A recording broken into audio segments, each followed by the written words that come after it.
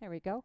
Our vision statement and saying it all together. There's power in us speaking it aloud. So please join me as we speak it. Lighting the path to peace together. And so that is why we're here. That's what we're really working to do right now on the planet here at the Amani Center. And we're so grateful for all of you being here to help us with that. So this is a little bit about who we are. Someone's stepping on the lights, and I think it just turned red up here. It's weird, right? So we're a center, we're a gathering place for spiritual speakers who wish to grow together and expand their consciousness. We believe there's an interconnectedness of all things, and that connection is God or the universe or nature or science or energy. Whatever you call it, doesn't really matter, but just know that it works in you, through you, and as you always. So welcome to Amani. We're so grateful to have you here. All right, we're going to take a few moments and go through our announcements, let you know what's going on. This is our schedule for the month of June. Our theme for June is the many manifestations of divine masculine. So we have the wonderful Reverend David Clark here today. Next week we'll have Reverend Pixie Dufour, followed by ministerial intern Mitch Austin, and then our wonderful Reverend Sherry Wynn will close the month out on the 26th. So tune in every week. Be here if you can. It's really powerful. Okay, and we have begun to bring more content on Wednesdays. So this is really ministerial intern Mitch's baby. He's going to try to bring something almost every Wednesday. So we're just sort of gearing up for it. But this Wednesday, he will be doing a meditation here in the room. Everyone is welcome. Just a very heartfelt time of community. The following week on the 15th is Hala with Amy Steinberg. So that will be joining her live from her church in, I think it's South Carolina. And that's going to be 5 o'clock our time since it's live with 8 o'clock her time. And then on the 29th, we'll have our Wisdom Wednesday at 6:30 here at the Amani Center. So do show up for these. It's a good way to just bring yourself back to center during the week. Crazy times out there, so that's kind of important. All right, so here is an amazing class that we have beginning this week, and I'm going to ask Dr. Mike Wadden to come up and talk a little bit about it.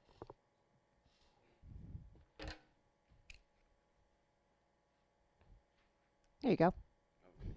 Okay. Good morning, everybody.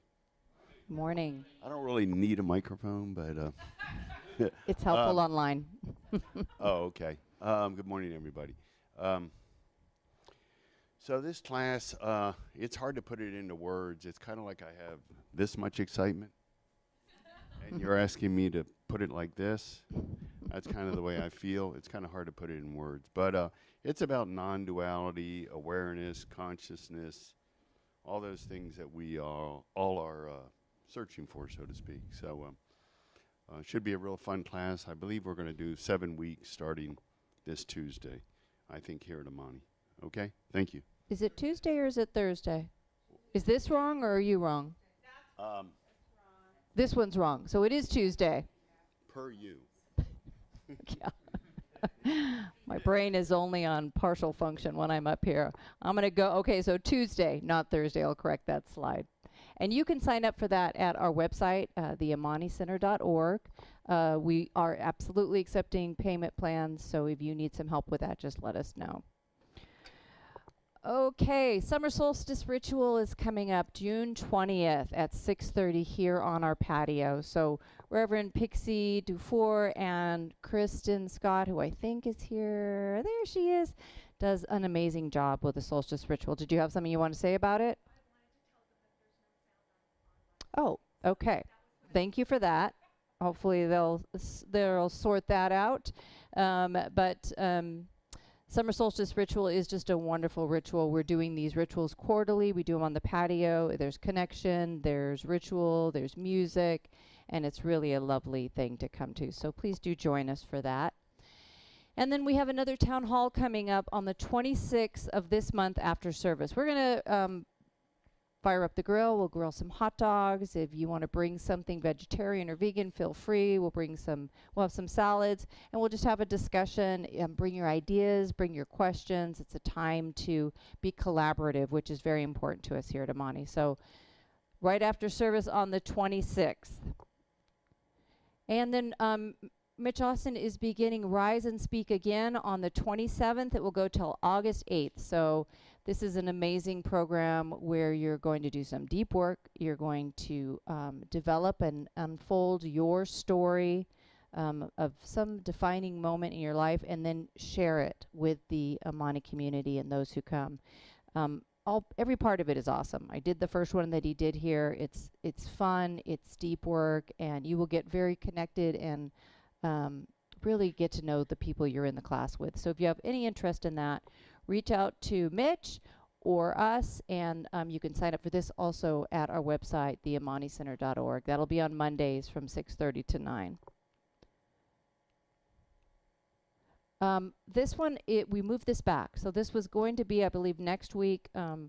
Yuli's in the middle of a move right now, so we're going to shift it back to this July date. So this is conscious parenting. This is for the younger kids, so elementary age. Going to be an amazing workshop. Put it on your calendars for July 24th and take it off of, I think it was June 12th. Okay, so those are our announcements today. Thank you for silencing your phone. Oh, is there anyone here who's here for the first time? Anyone who's here new? So we want to hand you one of these right here, Gina. Thank you. How did you hear about us?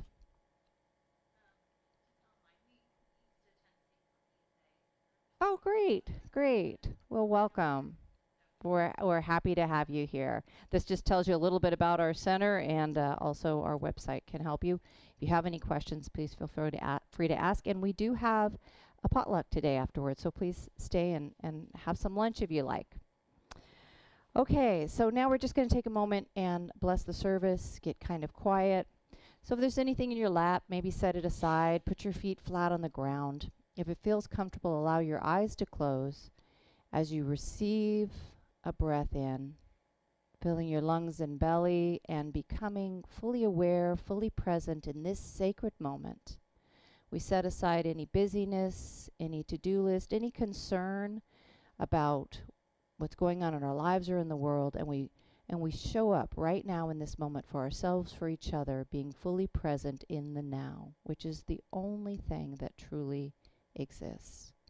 And so knowing that in this moment we are divinely supported, divinely connected, each one of us to each other and to that amazing universal presence, that source that runs in, through, and as each and every one of us, lifting us, guiding us, supporting us, bringing us everything we need exactly when we need it. It's always there for us. We have just to turn towards it and say yes, and say thank you, and say, yes, I receive this.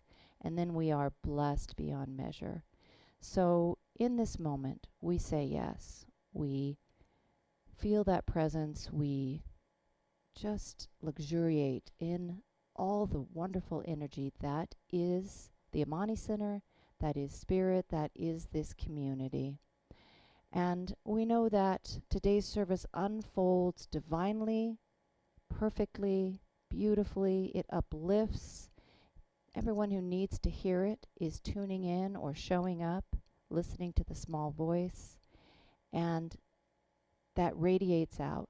Everyone here, everyone who hears their message will in turn raise their vibration and share that with others in their family, people they meet, strangers, in their jobs. Wherever we are in connection, we share this higher vibration and this love and this inspiration and guidance that we receive today.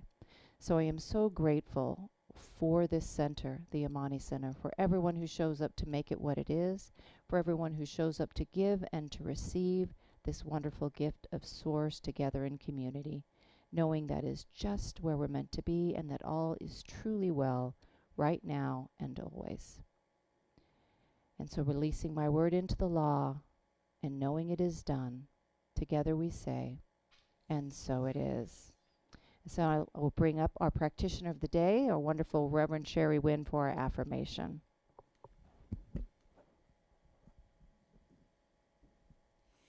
This lovely affirmation is brought to us by Reverend David Clark. And so if you'd like to stand, please. And in the first repeating of it, or we're going to say it with some enthusiasm, and then this is taking it into your heart in an intentional way. And the last time, if you'll just listen to me in silence. The divine masculine and divine feminine energies are God's blessings to all people. I accept both. I utilize both, and the qualities of both are alive and active within me at all times. The divine masculine and divine feminine energies are God's blessing to all people. I accept both. I utilize both, and the qualities of both are alive and active within me at all times. The divine masculine and the divine feminine energies are God's blessings to all people. I accept both. I utilize both, and the qualities of both are alive and active within me at all times. And together we say, and so it is. And so now we're going to bring back the lovely Leah Morris.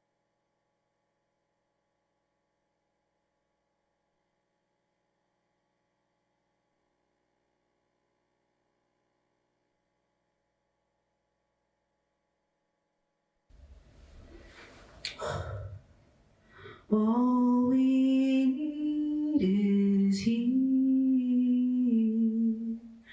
All we need is He.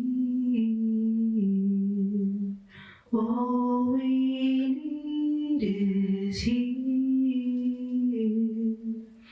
All we need is He. All we need is He. All we need is He. All we need is He. All we need is He. All that we need, all that we need, all that we need. All that we need, all that we need, all that we need. All that we need, all that we need, all that we need. All that we need, all that we need, all that we need. All that we need, all that we need, all that we need. All that we need, all that we need, all that we need. All that we need, all that we need, all that we need. All that we need is He. All that we need is He.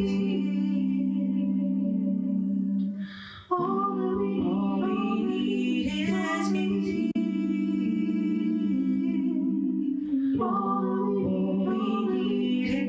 is He. All that we need is He.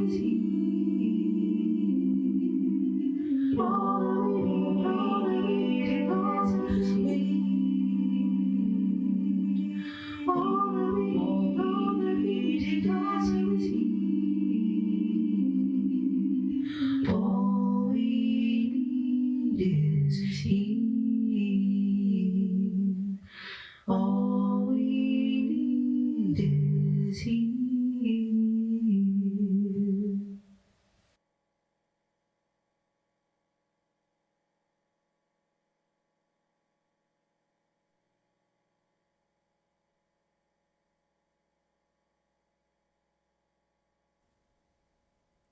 Letting the music be with you now.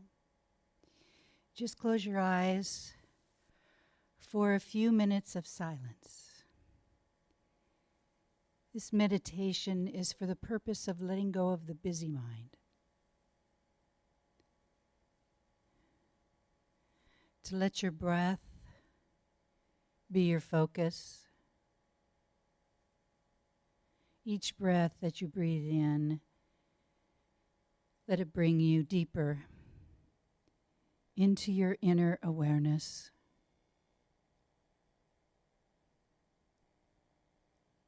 Every exhalation, let your body soften a little more.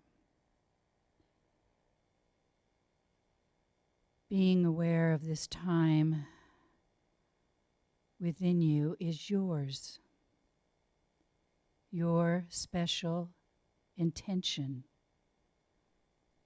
of connecting to Source within you. Breathing in and breathing out. Letting the busy go. Let this word take you deeper. Peace. Peace. Peace. Repeat this in your own inner sanctum.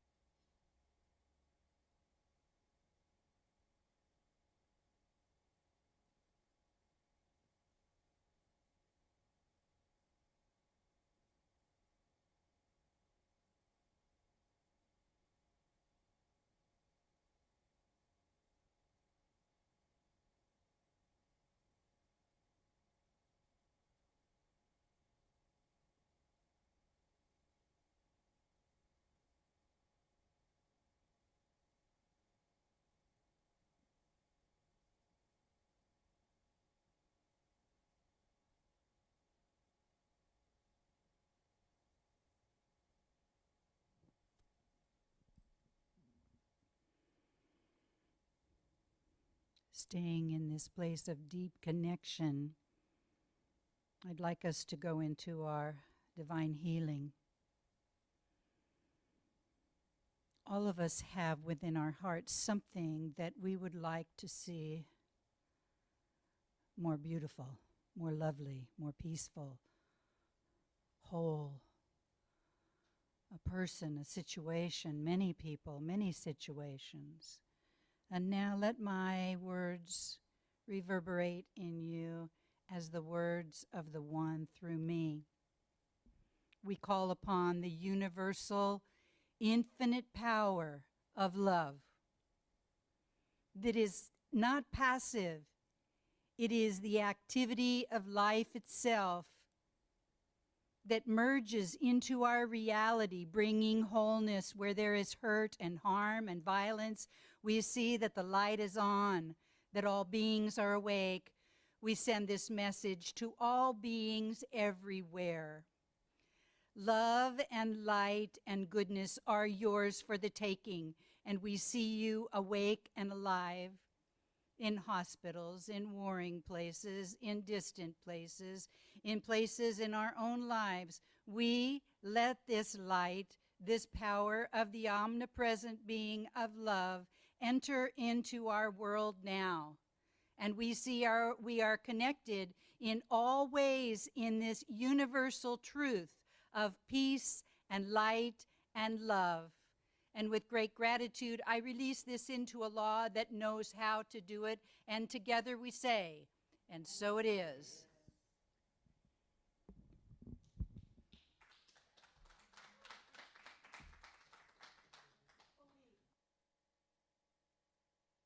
Ian Morris, whoopee!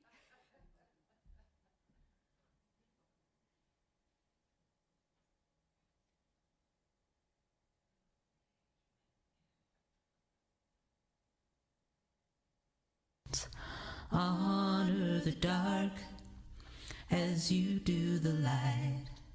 Receive the gifts that come to us by day and by night. I choose to honor the dark, uncertainty and change. Deliver us from fear until only love remains. Honor the dark as you do the light. Receive the gifts that come to us by day and by night. I choose to honor the dark, uncertainty and change. Deliver us from fear until only love remains. Honor the dark as you do the light. Receive the gifts that come to us by day and by night. I choose to honor the dark, uncertainty and change. Deliver us from fear until only love remains. Honor the dark as you do the light. Receive the gifts that come to us by day and by night. I choose to honor the dark, uncertainty and change. Deliver us from fear until only love remains. Honor the dark.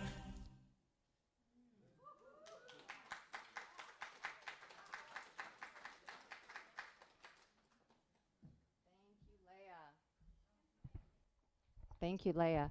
You know, I first saw her about 10 years ago in Washington, D.C. I went to go see Daniel Nahmod, and she opened, and I was blown away. So she is on the East Coast. So go to her website. This is leah.com. Support her art, buy her art, share her art. She's just a wonderful talent on the planet. Speaking of wonderful talents on the planet, it is my great honor to introduce our speaker today and to congratulate him on his new position, the new senior minister of CSL Davis, a wonderful speaker, a favorite of Monty, Reverend David Clark.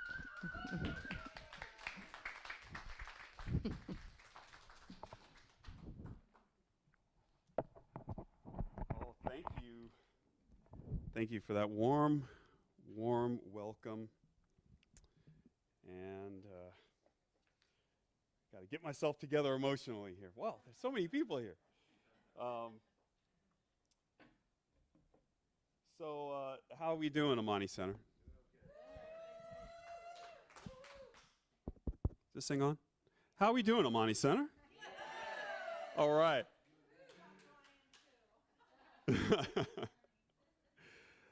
So we're talking about the divine masculine all month this month.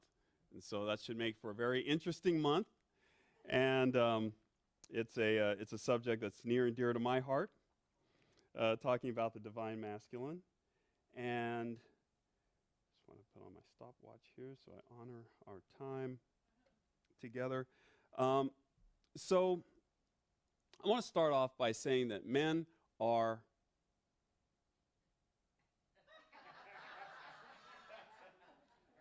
now, I left that blank on purpose. I left it for you to fill in.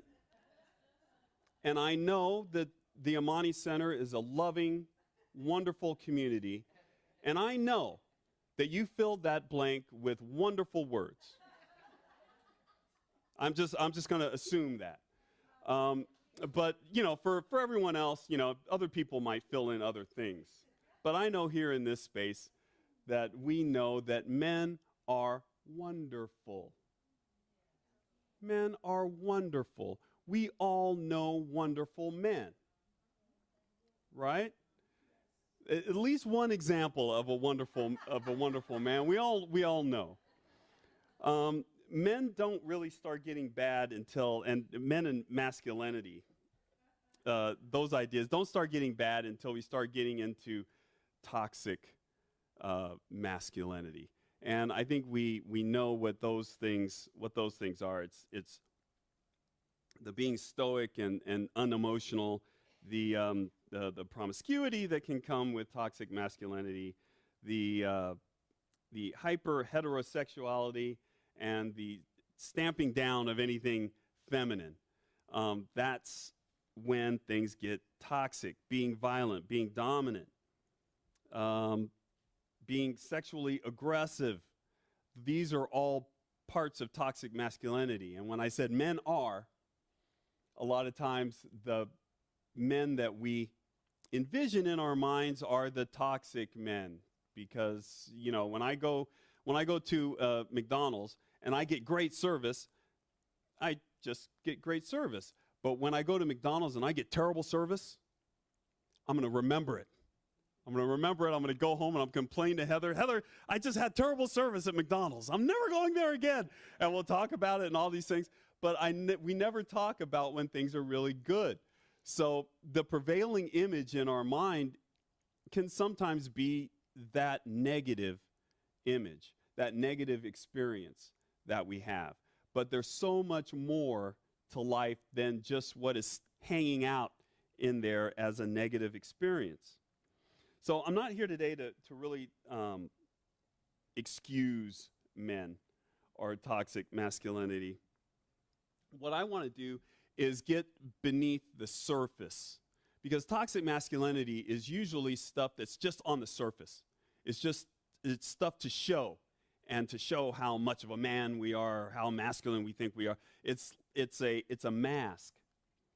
And so what I want to do is take that mask off, peel back a couple of layers of the onion, see what's underneath, see the divine masculinity that's there, that can sometimes be twisted by what we think we should do.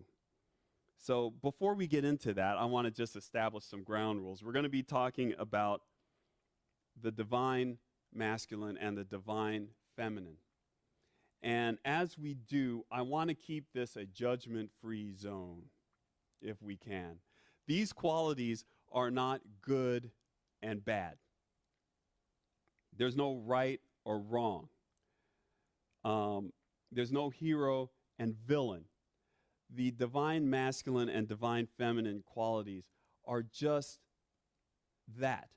Think of them as tools in the toolbox. And we all have a toolbox, and we've all got these tools in them.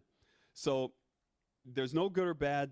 Don't judge these. Leave all of your opinions that you may have come in with about men and masculinity.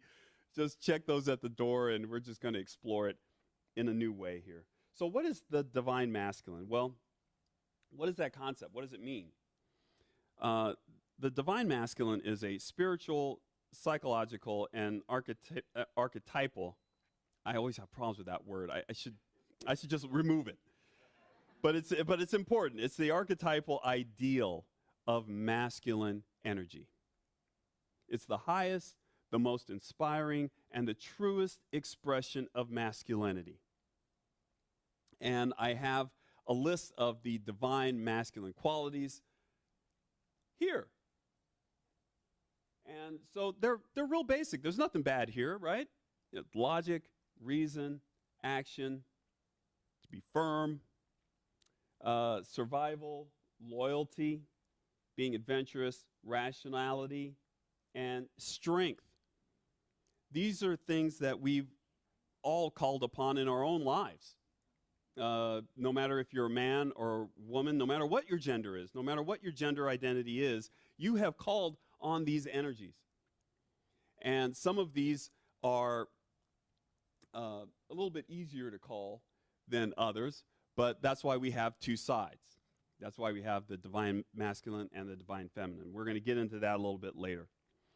But the divine masculine, just like the divine itself, has only one purpose. It's only here to love, to enrich, to support us and our endeavors. They're tools for us to use, very powerful tools for us to use. And things get toxic when we take these qualities and then we amplify them and turn them up to 10 and then suppress anything that we think is opposite. So that's when things start getting a little hairy. So I'll give you some. I'll give you some examples. Men shouldn't cry. Okay, I don't obey this rule. I'm a crybaby. You know, I cry. Hey, let's hear it for the crybabies. Yes, yes. Wow, applauded for crying. This is a very forward-thinking group. But you shouldn't cry because it makes you wimpy and weak. And so there's a lot of things that are kind of perverted off of this list. We have our reason and our rationality are twisted up to 10, and so to turn us into robots that just act, and we don't do anything else. Men must be stoic and not express their emotions. Men must have a successful career where we make a lot of money. That's another big one. But that just goes to the masculine quality of survival. We just want to survive. And this is the best way that our culture has of teaching us survival. Men must be the head of the household. Strength. Men must dominate women physically and sexually and career-wise. That's another perversion of strength. Okay? We can be strong we can rise without pushing anything else down. That is an equation that we're not too familiar with in this society. We're used to one rising up and then another one coming down. But we can all come up together. What's another toxic thing? Men don't seek help. Guilty. I'll drive around in circles before I ask for help. I'm getting better with that, right, honey? She nodded yes, in case you're wondering. But I do ask for help now. Men have to be all about sports. Men are the protectors of women and children. Men are expected to be aggressively self-confident. That's our adventurous nature. Almost stupidly self-confident at times, if you push it out to the furthest extent.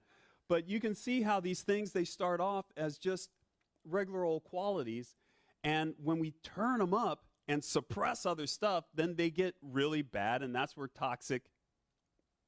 the toxicity comes in. But I want to take a look now at the divine feminine qualities. We're going to put those up next to each other. So these are our divine feminine qualities. And these are the things that me as a male, I have noticed in the culture aren't really pointed towards me to develop, towards me as a cisgendered male to develop. My intuition, my nurturing, my healing, to be gentle, to be expressive, wise, patient, emotional, flexible. These aren't things that are promoted, but these are things that I've had to be throughout my life. I had to use my intuition when I didn't have anything for my rationale to latch onto. I had to go with my gut. I had to. And there are times when I couldn't go with my gut. I had to rely on facts and rationale. And so I pull that tool out of my toolbox. These are all just tools in the toolbox. And if you think the most masculine person is locked into these masculine qualities and into toxic masculinity, I will reveal a secret for you.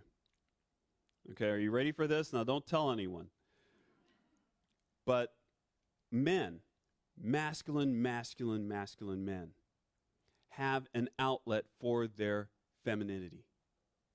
They have a key that unlocks their feminine side. And I'm going to tell you what that key is. Oh. It's a fellow man telling me to be quiet about this. I'm going to expose the truth. I'm here to tell the truth. That key is sports. Think about it. think about it. Think about this now. What happens? Okay, now I like soap operas. Okay, that's me. I watch General Hospital. I'm outing myself. I watch General Hospital. And I always get a lot of crap about that. But, you know, men like gossip and dish. Are you guys familiar with TMZ? You know, they follow around celebrities and, you know, take their picture, ask them questions, the paparazzi and all that stuff. There is a TMZ Sports, specifically for sports news. They follow around sports stars. They go through their garbage. They get information about them. They put it out, all for women primarily. No, this is for the hardcore sports guys so that he can get all the gossip about everybody that he follows and likes in the sports world. What's their love life doing? Who are they married to? Where they're going? What are their vacations? We're into all of these things. And TMZ has created a special arm of their reporting to just talk about sports. And that is to feed the need that men have to get all this gossip and dish. It doesn't have anything to do with the sport they're playing. It's all about the stories. So that's one thing. That's one thing. Now here's another one, and this one I think you're gonna really latch on to. What do teams do when they win a championship? Let's say. What do they do? How do they behave?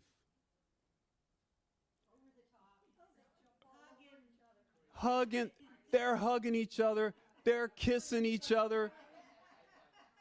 Right, they're partying. Yeah, there is that. But there is this physical component.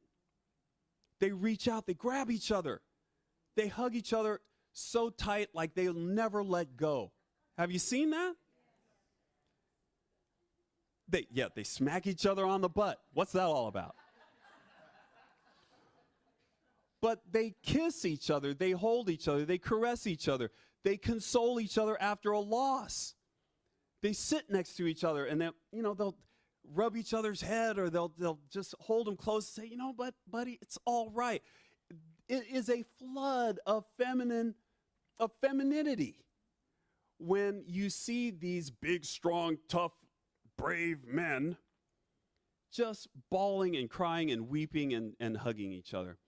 That is an excuse. When you watch somebody watching sports, how are they acting? Somebody that's really, really into sports, how are they acting? They're getting mad. They're getting happy. They're running around the house. They're crying. They're seeing their favorite team win a sport that come from behind this miraculous victory, and they're crying. I've seen the toughest guys cry about their sports team and cry over the success that they've had, because it's in us. There isn't a man out there, and I'm speaking about men from my perspective as a cisgendered male. But there isn't a cisgendered male out there that doesn't have femininity, the divine feminine, living and breathing inside of them. Okay? Here's another example. The nurturing. We aren't really, typically, by the culture's standpoint, we're not encouraged to be nurturers. That's somebody else's job. We'll go out and cut down a forest, and somebody else can nurture the whatever needs to be nurtured. But we nurture too. The male version of nurturing is coaching. Think about it. You're coaching. If you're coaching kids, if you're coaching anyone as a coach, you are seeing potential in the person that you're coaching. You're seeing what they can do before they can see it. Sometimes they want to see it. They can't see it. So they come to the coach, and the coach says, hey, you can do it. I can show you how to do it. And I believe in you. Come on, I'll teach you. And then very patiently, great coaches, patiently give this knowledge. Patiently, calmly, assuredly give knowledge, and they give that nurturing energy out to whoever they're coaching. And it's a beautiful thing. I used to coach softball for a couple of years. I coached my girls in softball. And when I would see one of them, and we didn't have a top team. this was rec league. So these girls were, when they would get a hit, I would treat it like it was a grand slam. When they made contact with the ball, yes! Oh, man, I'd be so happy. They'd get to first base, and we'd high five, and I would just be thrilled. And that's because I knew they could do it. And when I see them do it, then I know that my knowing has transferred into their knowing. And something beautiful has happened. We have met. We have both grown together through coaching. So coaching is very similar to parenting. But it's a manly way to nurture. You know, you got to be coached. You got to learn. And so, yeah, there is femininity bubbling up in us at all times. And we're always calling upon that energy. And so it's not always sports that bring that out. And we're always talking about, finesse, with athletes. The finesse of that athlete, the poise of that athlete. And that is usually speaks to like kind of a gentle flexibility that we have, but carefully applied. So sometimes it's sports that does this. Other times it's just love that calls on us to bring out our feminine side. I'll tell you a quick story about my dad, and a little bit about my family. My dad has passed away, bless his soul, and he was old school. He was country. He's from Poplar Bluff, Missouri. My parents were older when they adopted me. They were in their 40s. So my parents were a lot older than all the other parents that I grew up with. And so he was old school. Not only was he older, but he was from another place. He was from Poplar Bluff, Missouri. And he didn't play, okay? He was the old school kind of dad. There wasn't a lot of conversation going on. There wasn't a lot of debate. There was right, there was wrong, there was a punishment, and the reward was, hey, you get to live here. Look at this, you got a roof over your head. Aren't you happy? So there wasn't a lot of positive reinforcement. And but he was hardworking. He gave me a great example in a lot of ways. He was hardworking. He was a great provider. He was always there for us. And he was a patriot. He was a veteran. And he was a great example in many ways. But one thing about my dad is he didn't understand homosexuality at all. And I happened to have a gay brother. And he was not down with it at all. He did not want a gay son. He loved us deeply, but he didn't understand what being homosexual was, what it meant. He didn't have to study it. Back then, back in Poplar Bluff, Missouri, on a sharecropper's camp, on a sharecropper's farm where he grew up, they weren't really doing gender studies. There wasn't a real great opportunity for him to sit down with homosexual people and to learn about them. Okay? So it takes all kinds of people to make up this world. And a lot of people are in the same position as my dad. So when my brother came out and he was emerging, there were a lot of fights in the house. There was a lot of arguing. There was a lot of slamming of things. There was a lot of slamming of doors. There was a lot of, I'm leaving and get out and all of these things. And it was very contentious. And I was a very sensitive, little boy, crybaby, remember? So I'd be in my room just listening, hoping everything works out as, these two forces collided. And my brother wasn't one to be stuffed in the closet. He was always unabashedly himself. So he wouldn't change. And when he turned 18, as soon as he turned 18, he was out. And he moved to San Francisco, and he started living his life. And something miraculous happened. And it wasn't only my dad having a problem with it, my mom had a problem with it too. She wanted grandbabies, and and she was thinking, in her limited view, she was thinking, this is the end of, I've only got one chance left, David. Yeah, no pressure. So her dreams were kind of dying and crumbling too.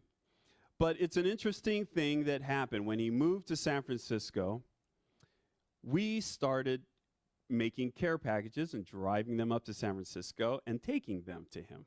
Blankets, pots, pans, dishes, all kinds of stuff. We'd make these junkets going back and forth to San Francisco, bringing him things, getting involved with what he's doing, learning about his life, meeting his friends.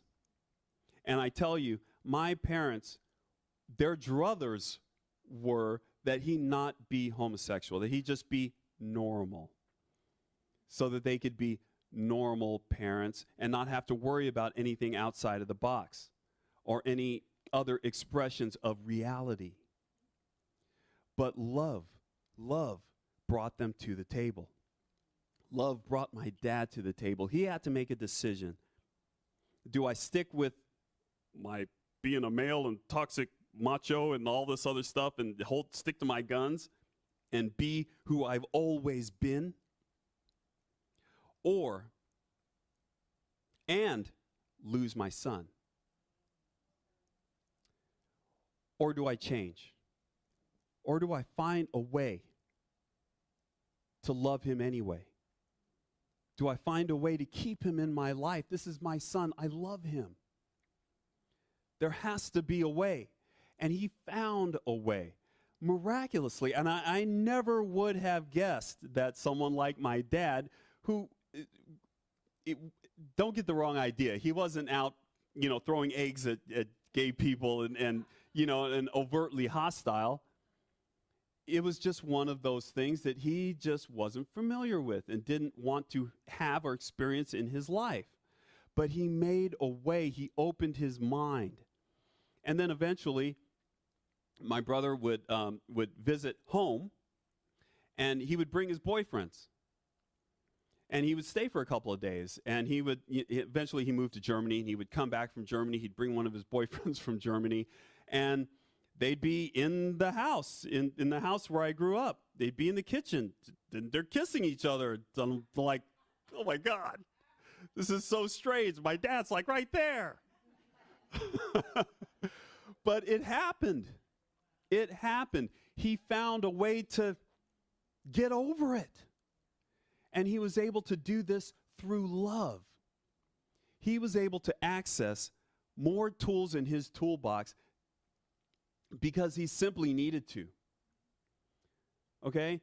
Think of it as you got a hammer, you got a screwdriver, you got a pair of pliers. Sometimes you need to use that screwdriver, even if you're not used to using it. You have to use it. You can use a hammer to get a screw out. It works.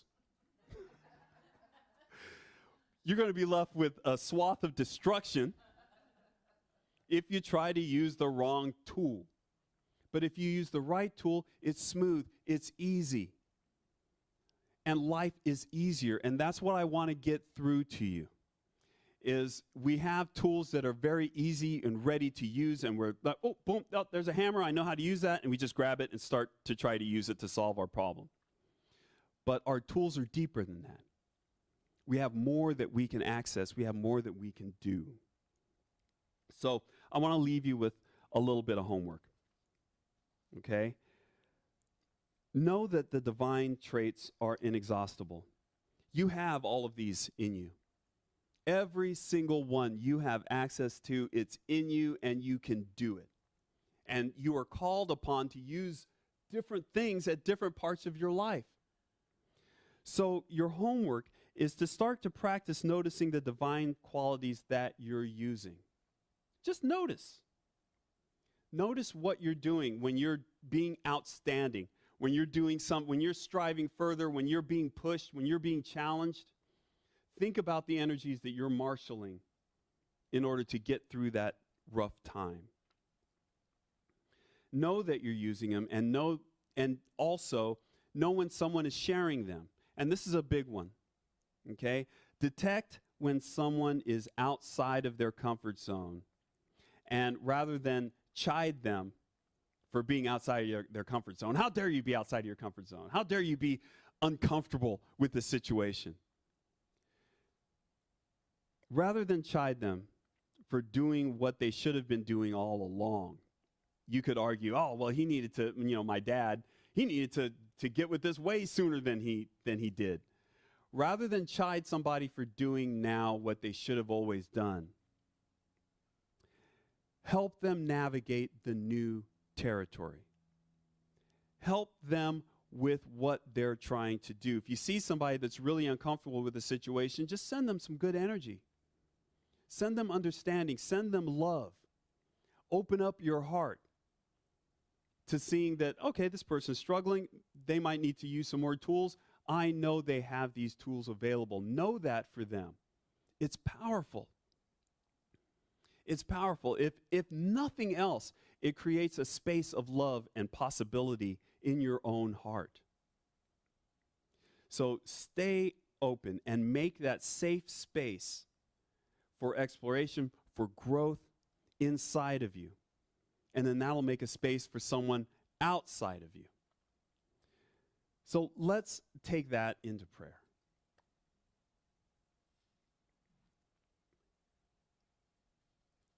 And it's here, from that place of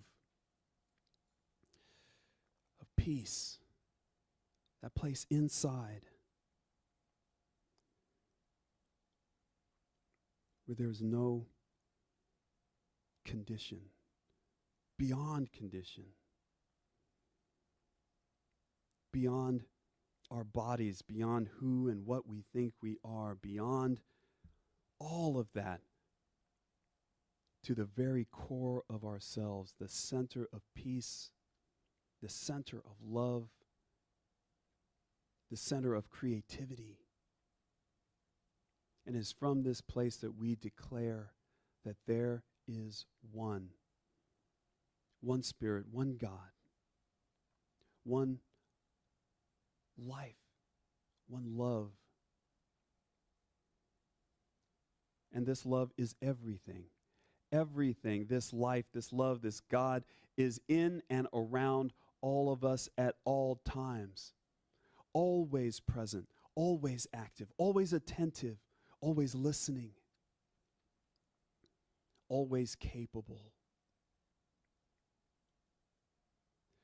And as this one is everything, and is everything that I want in my life, I know that I already have it. God is within me. And so because of this, because God is in me, because God is around me, because I am made of God, I have access to all of the same qualities that God has, all of the love, all of the light, the wisdom, the joy, the peace, the beauty, all of it is mine in unlimited quantities.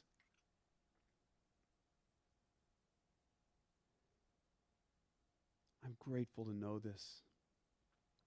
I'm grateful to know that God and I are one.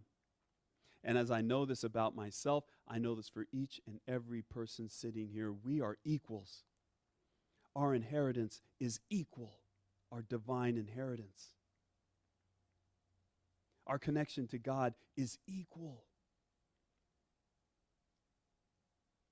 We are all favorites. And not only me, not only you, but everyone hearing my voice, everyone that can't hear my voice, fall under the same rule of divine equanimity. We are all equal and we all have access to all the love. All we need to do is choose it. And so right now I proclaim that that is my choice. I choose love. I choose love over hate. I choose togetherness over separation. I choose to know and believe in these things, and because I do, I know that they will be made real right in front of my eyes. I will see more expressions of love. I will experience more togetherness and more unity and more of what this world has to offer as I am open to all qualities of God, divine, masculine, and divine feminine. And so let us release these words with confidence, with the giddy expectancy of seeing results immediately. And let us all release these words with the words, and so it is. Thank you.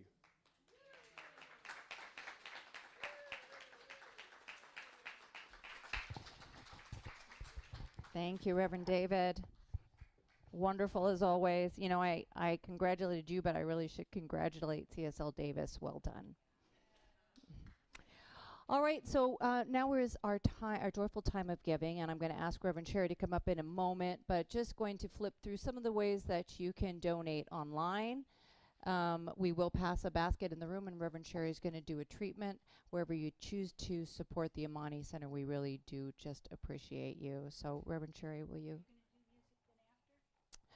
After you do your treatment, we'll do music, and then you can accept the gifts and tithes. Okay, so here we are at that place. We call this the joyous time of giving. So you are the benefactors. We are the benefactors of an abundant creator who creates every day, filling us to overflowing with everything we need.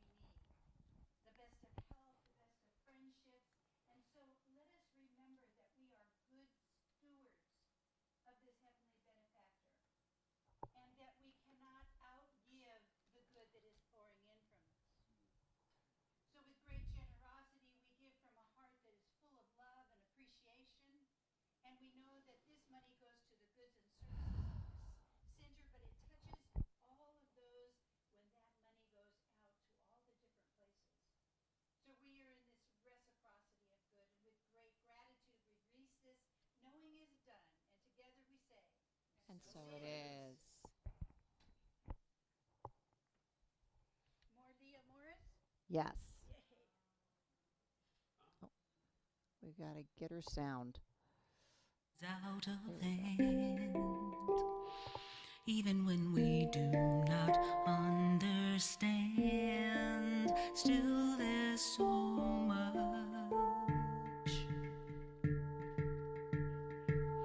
There's so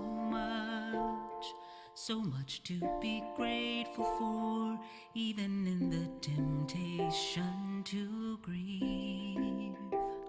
Let us take a moment just to breathe and recognize there's so much.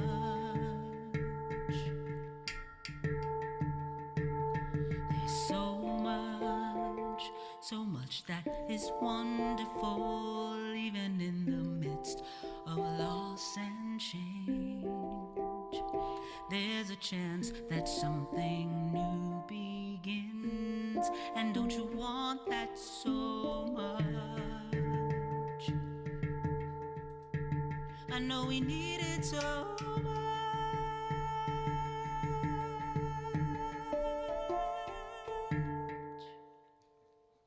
Awesome.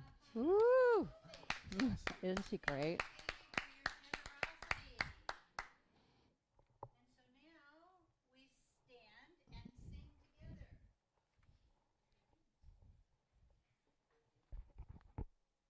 Hands, you're going to have to bear with me. I'm hoping I'm going to do this on the right note. Hold hands, everybody. Connect. Connect, connect, connect.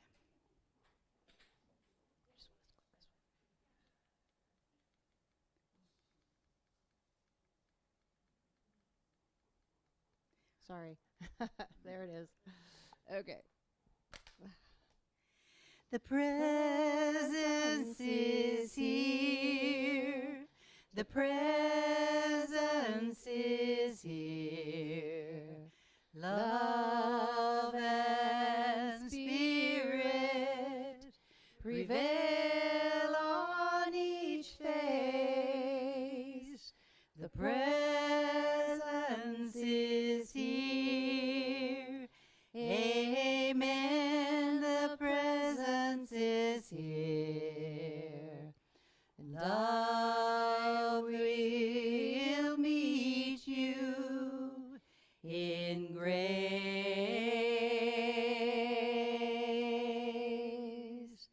And I will meet you in grace.